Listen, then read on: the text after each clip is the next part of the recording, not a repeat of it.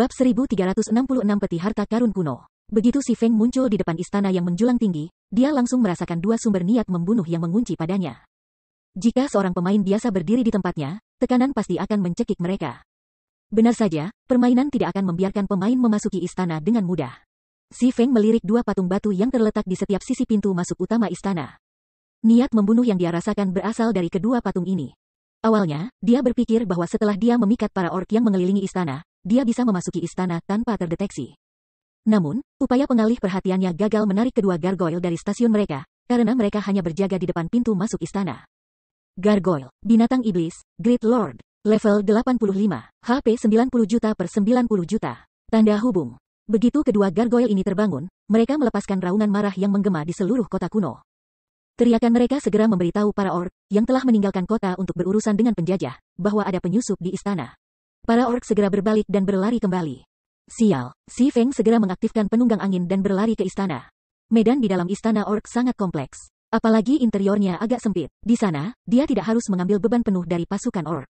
Pada saat berikutnya, Si Feng berubah menjadi seberkas cahaya saat ia menghilang ke bagian dalam istana. Adapun gargoyle yang terbangun, mereka mengepakkan sayap di punggung mereka dan mengejarnya.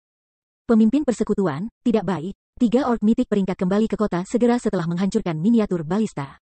Anggota Zero Wing, yang bersembunyi di kaki gunung, melaporkan dengan tergesa-gesa dalam obrolan tim ketika dia melihat orc mitik terbang kembali ke kota. Sudah, Si Feng sedikit mengernyit. Dia kemudian menjawab, aku mengerti. Kalian harus meninggalkan tempat ini sekarang. Petik 2. Meskipun gargoyle saat ini mengejarnya, setelah dia mengaktifkan Wind Reader, dia jauh lebih cepat daripada mereka. Selain itu, sekarang setelah dia memasuki istana, dengan interior istana mirip labirin, bahkan jika dia tidak bisa membuang gargoyle dari jejaknya, gargoyle tidak akan bisa melakukan apapun kepadanya dalam waktu singkat. Titik. Satu-satunya masalah adalah 3 orc mitik. Jika mereka melihatnya, dia pasti tidak akan memiliki kesempatan untuk melarikan diri. Dia perlu menemukan aks disintegrasi sebelum para orc mitik menemukannya. Jika dia gagal dalam upayanya kali ini, kesulitan usahanya berikutnya untuk memasuki istana tidak diragukan lagi akan jauh lebih tinggi. Untungnya, Si Feng masih relatif akrab dengan medan istana. Tanpa goyah, ia dengan cepat semakin dekat dan semakin dekat ke perbendaharaan bawah tanah istana. Mengaum. Saat Si Feng mendekati perbendaharaan bawah tanah, kedua gargoyle menjadi marah, terus-menerus mengeluarkan satu raungan demi satu sambil juga mengeluarkan napas abu-abu. Segala sesuatu yang bersentuhan dengan napas ini segera membatu. Pemain tidak bisa memblokir gerakan ini, hanya menghindar. Ketika durasi Wind Reader hampir habis, Si Feng masih lebih dari setengah jalan ke perbendaharaan bawah tanah. Sementara itu, seperti para navigator, kedua gargoyle terus-menerus melaporkan lokasi tepatnya mereka kepada para orc di dalam kota. Jika aku tidak menyingkirkan kedua gargoyle ini, ketiga mitik orc itu kemungkinan besar akan menemukan aku dalam waktu singkat. Kerutan yang dalam terbentuk di wajah Si Feng saat dia melihat kedua gargoyle yang membalut tumitnya. Dia akhirnya mengerti mengapa tidak ada yang berhasil menyelesaikan komisi ini di masa lalu. Siapapun yang ingin menyelesaikannya membutuhkan kekuatan tempur yang cukup untuk merebut kota kuno. Namun, melakukannya lebih mudah diucapkan daripada dilakukan. Meskipun dia berhasil masuk ke istana menggunakan trik, jika dia tidak membunuh dua gargoyle mengejarnya, itu hanya masalah waktu sebelum dia harus berhadapan dengan ketiga orc mitik. Namun, bahkan jika kedua gargoyle hanya diam dan tidak melakukan apa-apa, ia tidak akan dapat membunuh salah satu dari mereka karena HP mereka yang sangat tinggi. Sama seperti Si Feng mencoba memikirkan cara untuk berurusan dengan gargoyle, dia tiba-tiba menemukan jalan bercabang di depannya. Sementara itu, dua cabang menuju ke arah yang berlawanan. Jalur bercabang, bibir Si Feng sedikit melengkung ketika dia melihat garpu di depan. Meskipun membunuh gargoyle ada di luarnya, membuang mereka dari jejaknya akan cukup untuk mencapai tujuannya. Selama dia bisa lolos dari jangkauan persepsi gargoyle, kedua tuan besar tidak akan lagi bisa menemukannya. Setelah itu, Si Feng mengaktifkan Phantom Kill. Dia dan doppelgangernya kemudian berpisah, masing-masing mengambil salah satu jalan di depan. Namun, jalan yang dipilih Si Feng tidak mengarah ke perbendaharaan istana tetapi ke perpustakaan bawah tanah. Gargoyle telah lama mengunci kehadiran Si Feng, jadi mereka benar-benar mengabaikan doppelganger saat mereka terus mengejar tubuh asli. Segera, jarak memisahkan Si Feng dan doppelgangernya melebar. 100 meter, 300 meter, 500 meter. Ketika durasi Wind Reader berakhir dan Si Feng mendarat kembali di tanah, kedua gargoyle segera bergerak mengelilinginya. Mereka kemudian mengungkapkan ekspresi menyeramkan saat mereka berjalan ke Si Feng langkah demi langkah. 700 yard, ini sudah cukup. Melihat gargoyle yang sudah bersiap untuk menyerangnya, Si Feng diam-diam menebak jarak antara dia dan doppelgangernya. Dalam Guts Domain, monster yang berbeda memiliki rentang persepsi yang berbeda. Menurut statistik, mengesampingkan mereka yang memiliki kecerdasan sangat tinggi, monster di peringkat Great Lord umumnya memiliki rentang persepsi maksimum 500 hingga 600 yard. Sementara monster mitik berada antara 1000 dan 1500 yard. Jadi, ketika pemain menjadi sasaran monster mitik, melarikan diri pada umumnya tidak mungkin.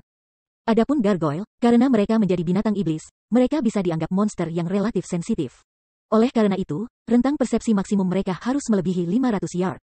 Sebagai tindakan pencegahan, si Feng memilih untuk menempatkan setidaknya 700 yard antara dirinya dan doppelganger sebelum bertukar posisi.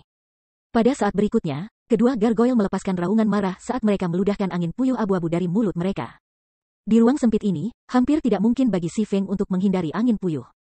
Menggantikan, si Feng langsung menggunakan doppelgangernya, replay skill, berganti posisi dengan doppelgangernya yang jauh.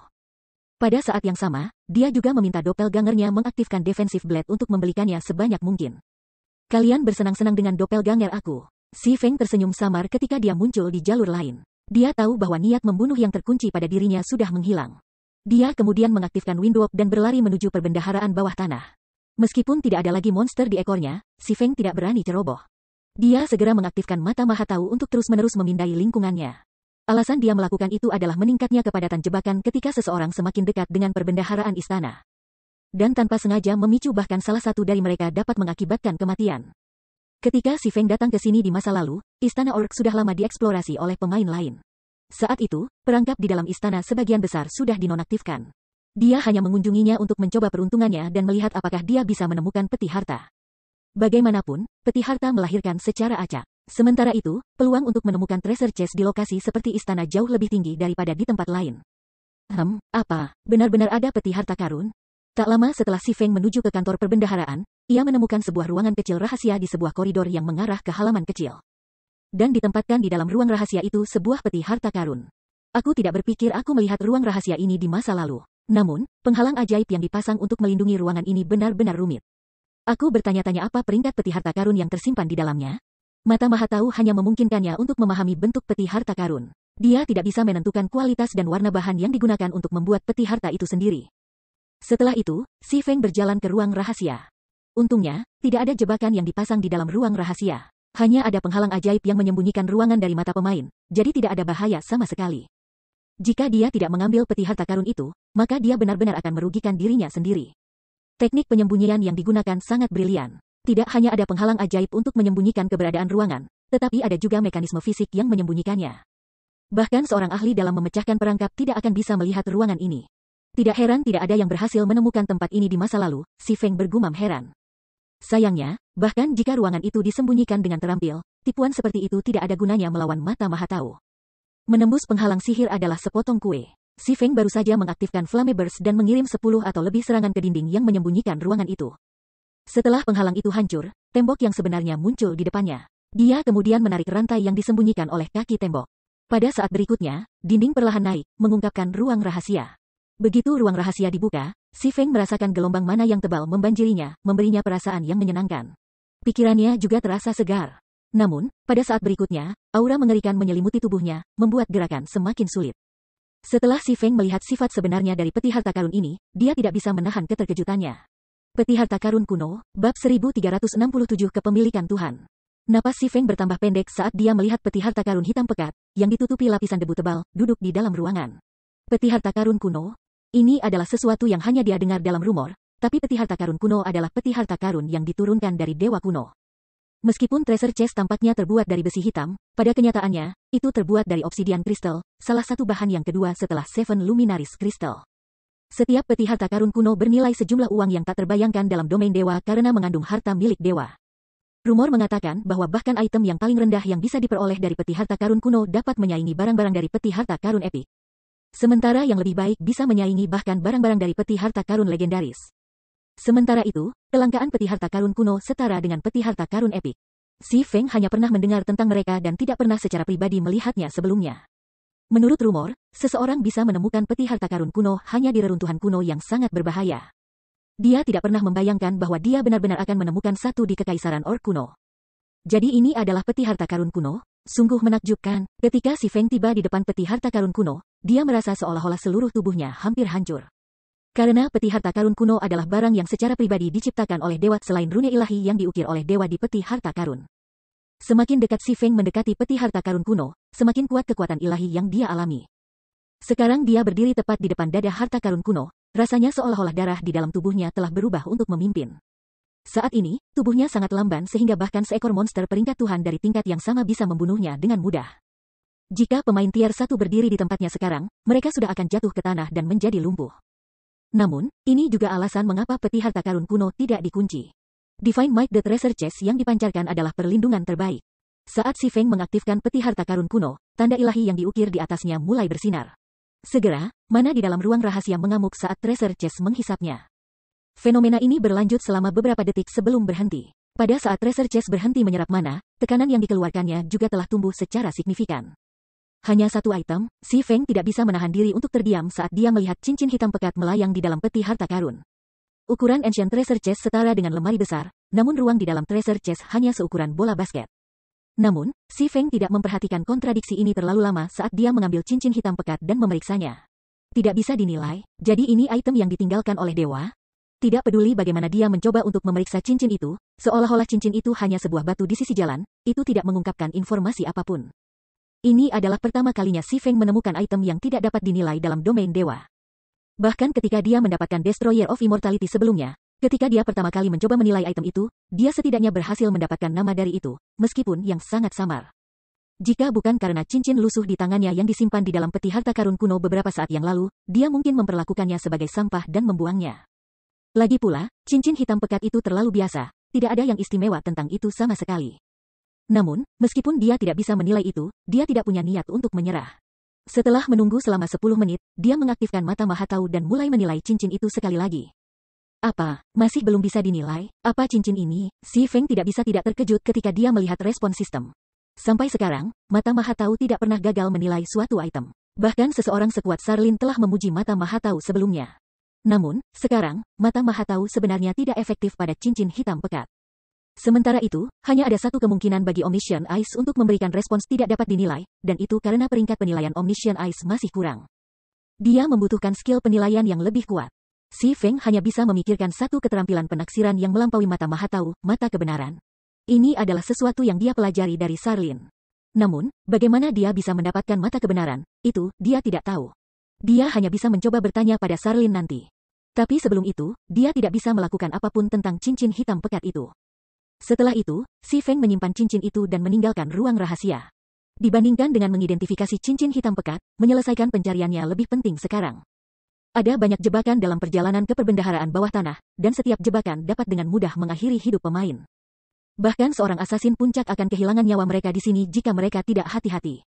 Oleh karena itu, untuk Si Feng, yang adalah pendekar pedang, mencapai perbendaharaan bahkan lebih sulit. Satu-satunya pilihan yang dimilikinya adalah mengandalkan mata Mahatau untuk menghindari jebakan. Jika dia menemukan jebakan yang tak terhindarkan, maka dia akan menggunakan pertahanan absolut untuk menahannya. Pada akhirnya, Si Feng membutuhkan waktu beberapa kali lebih lama untuk menyelesaikan perjalanan, yang semestinya hanya memakan waktu 10 menit atau lebih. Ketika dia mendekati Kas, dia tiba-tiba menerima pesan dari Melancholic Smile. Pesannya sangat sederhana. Beberapa waktu yang lalu, banyak iblis jahat mulai muncul di sekitar kota Sungai Putih dan kota Hutan Batu. Sementara itu, iblis-iblis yang muncul adalah semua Lord Rank dan di atasnya. Selain itu, iblis jahat ini bergerak dengan sangat hati-hati. Segera setelah mereka melakukan serangan di satu lokasi, mereka akan segera pindah ke tempat lain, memberikan anggota Zero Wing dikirim tidak ada kesempatan untuk mengelilingi mereka. Situasi ini tiba-tiba menekan jumlah pemain yang ingin melakukan perjalanan ke Stone Forest Town secara signifikan. Meskipun Stone Forest Town sendiri aman dari invasi monster, pemain biasa dan tim petualang yang tidak memiliki rumah pribadi di Stone Forest Town hanya bisa sampai ke Stone Forest Town dari kota NPC terdekat melalui kereta kuda. Sementara itu, meskipun kereta kuda cepat, mereka tidak memiliki kemampuan ofensif. Oleh karena itu, satu-satunya nasib yang menunggu pemain biasa yang diserang oleh iblis jahat adalah kematian. Dengan perjalanan ke kota hutan Stone begitu berbahaya, banyak pemain secara alami akan menyerah untuk pergi ke kota hutan batu. Jadi pemakaman surga bahkan tidak lagi mencoba untuk menyembunyikan bahwa itu berkolusi dengan kuil dewa jahat. Kulit Si Feng menjadi gelap. Situasi ini membuatnya tidak punya pilihan selain menyelesaikan pencariannya dengan cepat dan kembali. Bahkan para ahli biasa pun tidak ada tandingannya dengan Lord Evil Demons yang berperingkat dewa, hanya para ahli di level Aqua Rose yang memiliki peluang melawan monster seperti itu. Namun, Aqua Rose dan yang lainnya saat ini menantang pencarian perubahan kelas dan promosi-promosi mereka, jadi tidak ada ahli yang kuat yang ditempatkan di kota hutan batu sekarang. Oleh karena itu, satu-satunya cara untuk berurusan dengan iblis jahat adalah mengelilingi dan membunuh mereka dalam kelompok. Namun, iblis-iblis akan melarikan diri segera setelah mereka meluncurkan serangan, tidak memberikan kesempatan bagi anggota Zero Wing untuk melakukan apapun. Sekarang, hanya dia yang bisa melakukan sesuatu terhadap situasi ini. Segera setelah Evil Demon muncul, jika dia diberitahu tentang koordinat para pemain yang diserang, dia bisa pergi ke tempat kejadian segera menggunakan gerakan luar angkasa Seven Luminaries Ring. Namun, dia baru saja berhasil memasuki Istana Orc setelah melalui banyak masalah. Jika dia kembali sebelum menyelesaikan pencariannya, akan jauh lebih sulit untuk masuk ke istana lagi pada upaya berikutnya. Setelah itu, Si Feng mengirim melankolik smile pesan. Memberitahunya untuk memiliki anggota Zero Wing membentuk regu patroli dan berpatroli di rute yang mengarah ke kota hutan batu untuk sementara waktu. Meskipun melakukan itu membutuhkan banyak tenaga, mereka akan mampu menekan iblis jahat sampai batas tertentu dan mencegah mereka dari menyerang dengan santai rute-rute pedagang. Waktu berlalu dengan cepat. Setelah menghabiskan 2 jam atau lebih melakukan perjalanan di dalam istana, Si Feng akhirnya tiba di aula sebelum perbendaharaan istana. Di dalam aula yang luas, yang diperkuat oleh rune ilahi dan arai sihir, orc lapis baja dengan mata tertutup duduk diam-diam di depan pintu bendahara. Dari kejauhan, orc tampak seperti patung. Aku bertanya-tanya mengapa tidak ada orc yang datang mencari aku di kantor perbendaharaan bawah tanah setelah sekian lama berlalu. Jadi masih ada penjaga di sini. Si Feng tidak bisa membantu tetapi mengerutkan kening saat dia melihat orc lapis baja sambil bersembunyi di sudut gelap koridor. Meskipun orc yang menjaga perbendaharaan itu tidak terlalu besar, Ayuro bahkan bisa dikatakan kurus dan tua, setiap pemain yang melintasinya pada tahap permainan ini pasti akan mati. Alasan untuk ini adalah orc ini tidak lain adalah kepala suku. Orc Chieftain, makhluk humanoid, mitik, level 85, HP 320 juta per 320 juta. Tanda hubung. Terhadap monster ini, bahkan tim elit 100 orang dari level 85, pemain tier 2 akan dimusnahkan. Si Feng tahu ini karena dia telah memimpin tim untuk menyerang kepala suku orc sebelumnya, kecuali bahwa dia sudah dipromosikan menjadi Raja Pedang tingkat 3 saat itu. Dalam hal kekuatan, kepala suku orc jauh lebih kuat daripada 3 orc mitik peringkat yang telah dibebankan keluar kota. Selain itu, kecerdasannya dapat menyaingi bahkan dari NPC, itu seperti seorang bijak di antara para orc. Bahkan tim elit 1000 orang dari tingkat yang sama akan menghapus kecuali mereka memiliki alat yang dapat menargetkan kelemahan pemimpin orc.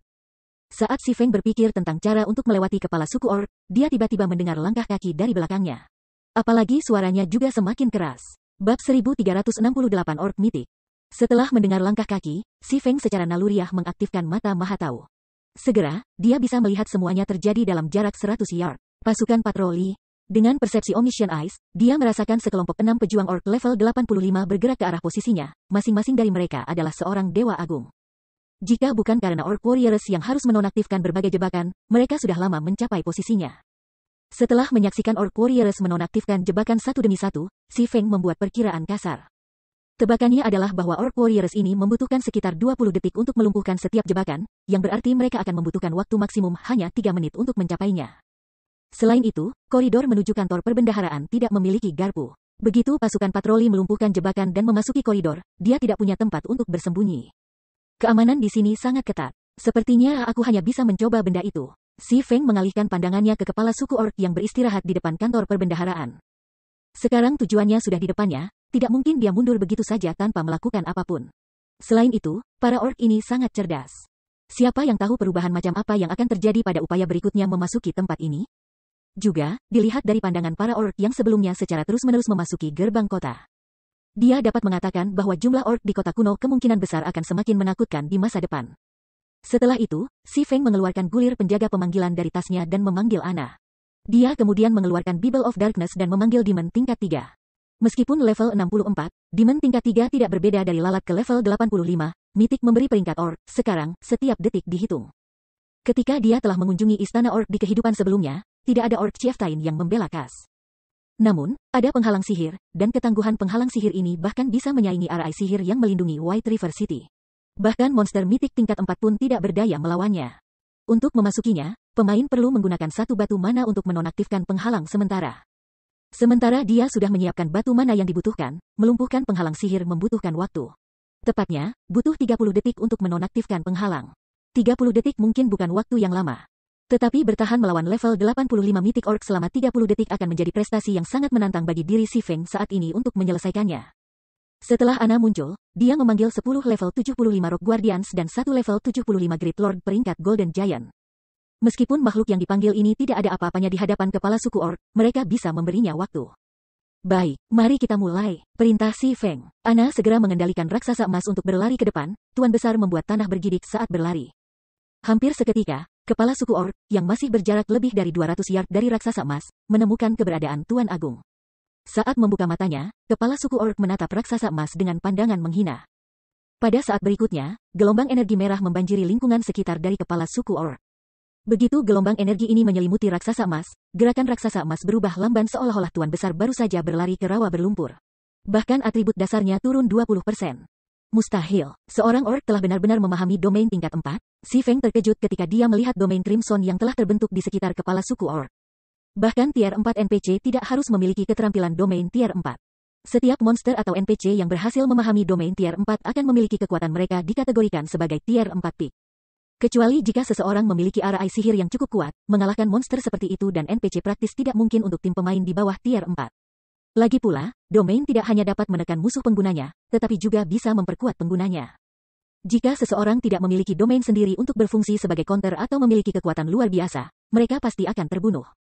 Meskipun domain kepala suku orc tidak terlalu kuat dan memiliki jangkauan hanya 200 yard. Bahkan tim elit 1000 orang tidak akan bisa mengalahkannya tanpa bantuan penindasan RI sihir tingkat lanjut.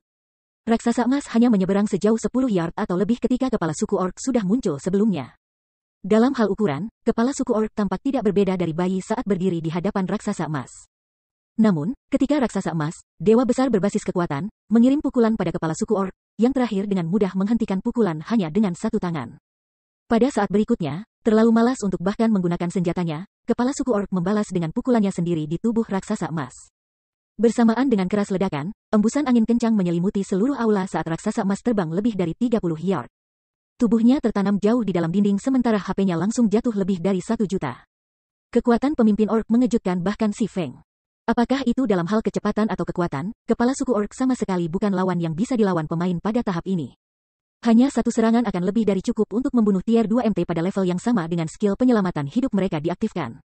Kepala suku orc adalah eksistensi yang jauh lebih unggul bahkan dari naga bumi jahat yang muncul selama perang pengepungan.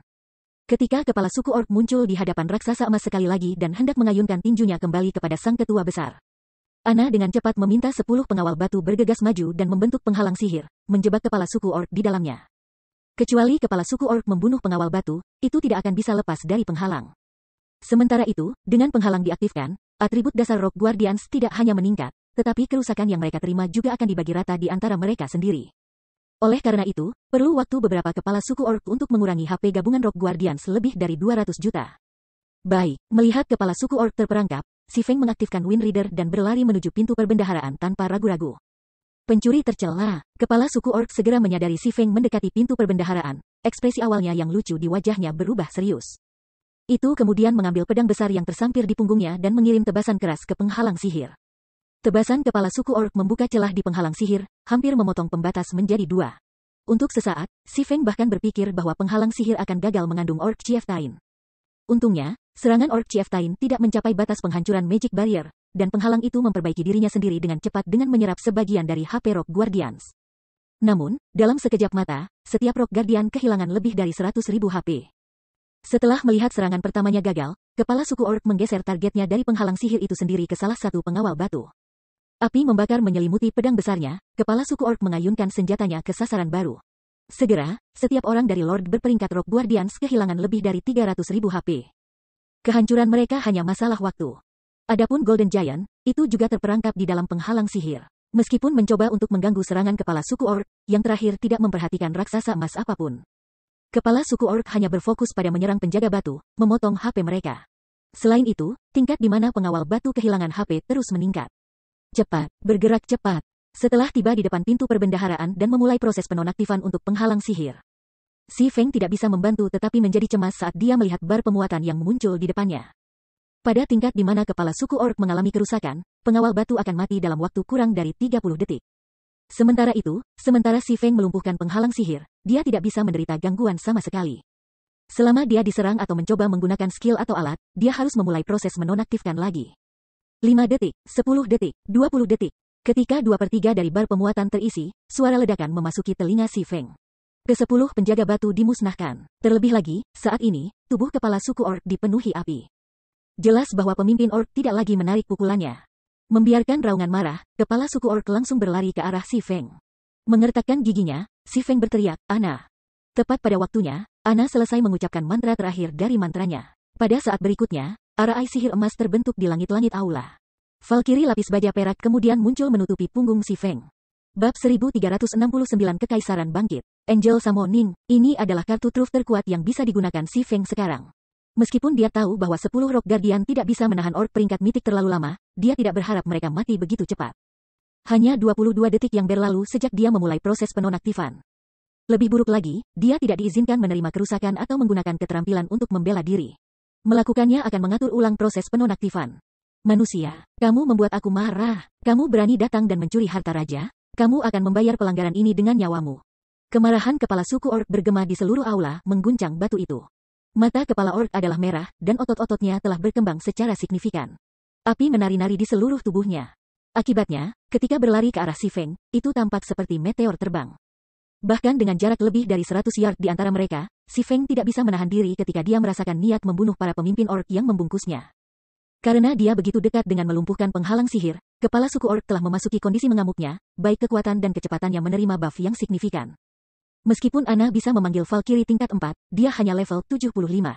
Valkyrie yang dia panggil akan menjadi level yang sama. Level 75 Valkyrie sudah berada pada posisi yang tidak menguntungkan melawan level 85 Mythic Orc, belum lagi ketika Mythic Orc berada dalam kondisi berserk. Saat bar pemuatan hampir penuh, kepala suku orc berdiri kurang dari 30 meter dari si Feng. Berbalik menjadi debu, teriak kepala suku orc saat mengayunkan pedang besarnya, api di sekitar senjata turun ke si Feng. Valkyrie akhirnya bergerak ketika pilar api hendak menabrak si Feng. Sebelum ada yang memperhatikan, tombak petir emas telah muncul di tangan Valkyrie, dan dia melemparkan tombak petir ke pilar yang menyala. Ledakan. Saat tombak petir meninggalkan tangan Valkyrie, ledakan gemuruh bergema di seluruh aula. Begitu tombak itu menemui tiang api, nyala api berhamburan saat tombak petir berlanjut menuju kepala suku orc. Namun, terlepas dari kecepatan tombak kilat yang menakjubkan, bergerak sangat cepat sehingga bahkan si Feng tidak punya waktu untuk bereaksi. Kepala suku orc memukul tombak yang masuk dengan pedang besar, mengalihkan lintasan serangan. Ledakan. Ketika tombak dan pedang besar bertabrakan, percikan api yang cemerlang tersebar di sekitar tumbukan. Gelombang kejut yang dihasilkan dari tabrakan itu begitu kuat sehingga bahkan si Feng, yang cukup jauh dari kepala suku orc, merasakannya. Setelah itu, kepala suku orc, yang berada dalam kondisi berserk, terbang lebih dari 20 yard ke belakang, takut muncul di wajahnya saat menatap Valkyrie. Sangat kuat, si Feng ternganga melihat kejadian itu. Meskipun dia tahu bahwa Valkyrie cukup kuat karena menjadi anggota ras Angel, dia tidak pernah menyangka dia akan membanjiri monster mitik dengan domain tier 4.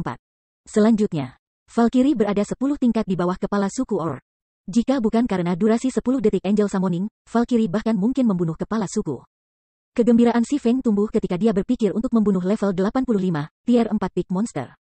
Jika dia membunuh kepala suku orc, dia bisa mendapatkan jarahan yang bahkan lebih luar biasa daripada yang dijatuhkan monster mitik biasa.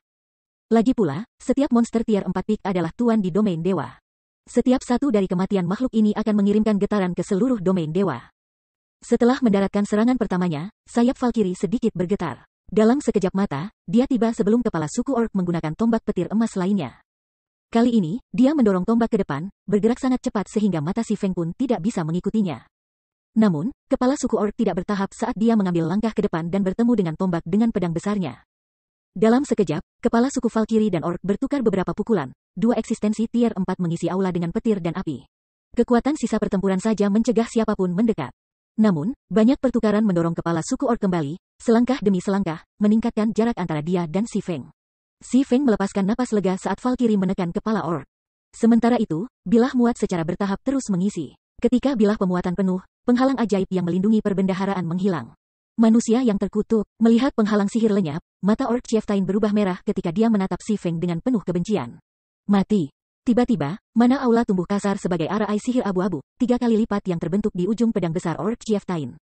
Api merah tua menari di atas senjata itu juga memudar menjadi abu-abu gelap, memancarkan aura mematikan yang bahkan si Feng waspadai. Tiba-tiba, pemimpin orc mengayunkan pedang besarnya ke arah si Feng 9 kali, mengirim 9 ular abu-abu api ke arah pendekar pedang. Meskipun Valkyrie mencoba untuk memblokir serangan dengan tombak petirnya, dia hanya bisa melemparkan 7 tombak dalam satu tarikan napas, menyerang 7 ular sanca api. 2 yang tersisa terus menuju si Feng tanpa halangan. Menonton 2 ular sanca api mendekat, si Feng tidak berani ceroboh saat dia mengaktifkan pertahanan absolut sambil mencoba membuka pintu di depannya.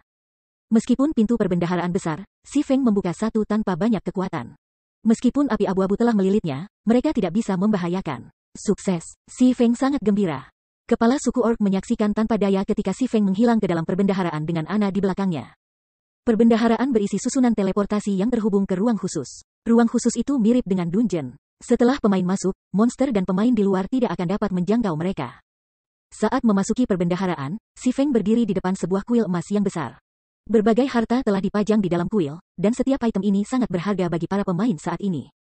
Itu di sini, si Feng sangat gembira melihat kapak perang hitam pekat di dalam salah satu pilar kristal kuil. Kapak perang di dalam pilar kristal ajaib tidak lain adalah kapak disintegrasi, senjata yang dulunya milik kaisar pendiri Kekaisaran Orc. Legenda mengatakan bahwa kapak ini memiliki kekuatan tak terbatas, dan satu serangan dapat menghancurkan sebuah kota. Kapak disintegrasi telah menjadi alasan Kekaisaran Orc telah makmur dan ditakuti oleh berbagai kerajaan domain. Namun, untuk beberapa alasan yang tidak diketahui, kapak disintegrasi telah hancur, yang mengakibatkan kejatuhan Kekaisaran Orc akhirnya. Kapak disintegrasi di depannya hanyalah salah satu dari fragmen yang lebih besar. Meskipun fragmen Disintegration Axe tepat di depannya, si Feng tidak terburu-buru untuk mengambilnya. Sebagai gantinya, dia perlahan memeriksa harta karun kuil lainnya. Jika perbendaharaan Istana Orc adalah dungeon yang unik, maka harta ini adalah jarahannya. Hanya, sementara beberapa item yang dipamerkan tersedia dalam jumlah tak terbatas, beberapa item akan hilang selamanya begitu diklaim. Namun, apakah pemain dapat atau tidak mengklaim barang-barang ini akan tergantung pada kemampuan mereka. Setiap tim yang memasuki kas istana hanya memiliki 2 peluang untuk memilih item. Semakin tinggi kualitas item yang mereka pilih, semakin kuat lawan mereka. Hanya setelah membunuh monster-monster ini barulah pemain diberikan barang pilihan mereka. Setelah 2 upaya, pemain harus menunggu 5 hari sebelum masuk kembali ke kas. Si Feng telah sejak lama membiasakan dirinya dengan monster yang bisa muncul di perbendaharaan, termasuk tingkat kesulitan mereka. Hanya saja, dia tidak yakin apakah pencariannya akan memicu perubahan. Setelah mengkonfirmasi lokasi Disintegration Axe, suara notifikasi sistem mencapai telinganya ketika ia memindai item-item terdekat. Tanda hubung. Pengumuman sistem, seorang pemain telah memicu paket ekspansi baru, Empire's Rise. Sistem akan mengalami pembaruan. Durasi yang diperkirakan adalah 10 jam. Harap bersiap untuk keluar. Bab 1370 senjata legenda diamankan. Pengumuman sistem segera menyebabkan keributan di antara para pemain domain dewa. Apa? Mengapa sistem memulai pembaruan sekarang? Aku baru saja bergabung dengan sebuah pesta untuk dungeon. Siapa bajingan yang memicu paket ekspansi baru kali ini? 10 jam, pembaruan ini sangat panjang. Aku bertanya-tanya apa yang akan berubah saat aku masuk berikutnya. Petik 2. Untuk sesaat, para pemain dengan panas mendiskusikan pengumuman itu. Semua orang tertarik untuk melihat apa yang akan dibawa paket ekspansi baru. Ini terutama berlaku untuk berbagai kekuatan utama game. Lagi pula, setiap paket ekspansi baru menghadirkan peluang baru. Jika mereka dapat memanfaatkan peluang baru, mereka mungkin mendapatkan manfaat tertentu. Paket ekspansi Demon Gods Disturbance adalah salah satu contohnya. Paket ekspansi ini telah menelurkan kota kegelapan di berbagai kerajaan dan kekaisaran, memberi banyak guild peluang untuk bangkit menjadi terkenal. Bangkitnya Kekaisaran Orc kuno memiliki efek yang sangat besar. Si Feng sedikit heran ketika dia membaca pengumuman sistem. Sejauh yang bisa diingatnya, paket ekspansi normal tidak memicu pembaruan di masa lalu. Hanya paket ekspansi skala besar yang akan melakukannya. Selain itu, paket ekspansi Empire's Rise telah memicu pembaruan sistem selama 10 jam. Pembaruan sistem yang begitu lama dapat menyaingi pembaruan sistem. Tapi si Feng tidak terlalu memikirkannya saat dia memutuskan untuk keluar dan beristirahat. Tidak ada yang akan tahu konten paket ekspansi baru sampai setelah pembaruan sistem selesai. Saat ini jam 5 pagi di dunia nyata. Segera setelah si Feng keluar dari domain God dan membuka matanya di kabin game virtual, serangkaian pesan dan voicemail membombardir layarnya. Sepertinya aku memiliki banyak hal yang harus dilakukan sejak memenangkan kompetisi persahabatan. Si Feng melihat sekilas pesan dan pesan suara. Liang Jing telah mengirim sebagian besar pesan-pesan ini, sementara sebagian kecil adalah undangan, mengundangnya, kepala instruktur biduk dojo, untuk berpartisipasi dalam berbagai acara perusahaan dan perusahaan. Dia belum sepopuler ini sebelum kompetisi White Tiger Dojo. Karena fakta bahwa Dojo Macan Putih telah berusaha keras untuk mempromosikan kompetisi persahabatan, Dojo Gayung Besar telah menjadi sangat populer setelah mengalahkan Dojo Macan Putih. Orang-orang datang setiap hari untuk bergabung dengan dojo, termasuk beberapa pejuang lokal dan profesional. Selain itu, berdasarkan laporan dari Blackie, Zero Wing baru-baru ini merekrut hampir 100 pendatang baru untuk pengasuhan internal. Blackie juga menyatakan bahwa jika mereka terus merekrut anggota internal pada tingkat ini, Greenwater Villa akan segera mencapai hunian maksimal. Si Feng juga mempertimbangkan masalah ini. Namun, negosiasi Gentle Snow tidak menguntungkan karena beberapa perusahaan itu masih menolak untuk melepaskan tempat pelatihan Ouroboros. Yang bisa dia lakukan sekarang adalah menunggu. Mereka akan menjual tempat pelatihan, cepat atau lambat, karena biaya pemeliharaannya cukup mahal, dan mereka tidak akan mampu membelinya lama. Namun, si Feng juga mempertimbangkan untuk membangun tempat latihannya sendiri karena dia telah menerima sejumlah besar dana dari Phoenix Rain beberapa waktu lalu. Dia hanya menghindari opsi ini sejauh ini hanya karena itu sangat memakan waktu. Setelah offline, si Feng memulai hari yang sibuk. Dia tidak hanya perlu berlatih, tetapi dia juga perlu mengajar Blackie dan yang lainnya. Ketika si Feng melihat betapa sempitnya Villa Greenwater, kebutuhan akan tempat latihannya semakin kuat. Sore itu, Liang Jing menghubunginya dan melaporkan, kepala instruktur, perwakilan dari White Tiger Dojo telah tiba dengan pesan. Tampaknya Aula Tuan Jiang mengundang kamu ke White Tiger Dojo untuk minum. Apakah kamu ingin aku mempersiapkan keberangkatan kamu? Petik 2. The White Tiger Dojo ingin bertemu denganku? Si Feng tidak bisa menahan tawa. Jiang Tianyuan sudah menolak lamarannya, hanya menawarkan jawaban yang tidak jelas. Sekarang, pria itu ingin berbicara dengannya lagi. Ini menarik, tetapi aku tidak punya waktu untuk itu sekarang. Pembaruan sistem domain GAT akan segera selesai. Beritahu mereka bahwa aku sangat sibuk, dan kami akan berbicara lain kali. Petik 2. Lain kali, Liang Jing tercengang. Mereka berbicara tentang undangan dari Jiang Tianyuan. Bahkan ketua Xiao akan dengan patuh bertemu pria itu, namun Si Feng menolak undangan itu. Namun, karena Si Feng telah memberikan jawabannya, Liang Jing hanya bisa mengikuti instruksinya sesuai dan menolak undangan Dojo Harimau Putih. Sementara itu, Si Eqiwen, yang menunggu di biduk dojo, tertegun sejenak ketika dia menerima balasan Liang Jing. Namun, tak lama setelah itu, sebuah ejekan memelintir ekspresinya. Pang ini cukup berani, dia bahkan berani menolak undangan Hall Master Jiang. Xie Qiwen khawatir Si Feng akan menjadi ancaman bagi posisinya karena Jiang Tianyuan telah mengirimi pria itu undangan pribadi. Tetapi ia dengan senang hati membantu Si Feng menggali kuburnya sendiri. Baiklah, aku akan melaporkan ke Hall Master, kata demi kata. Setelah Xie Qiwen pergi, Si Feng kembali ke kamarnya dan minum sebotol cairan gizi areng sebelum masuk kembali ke domain dewa.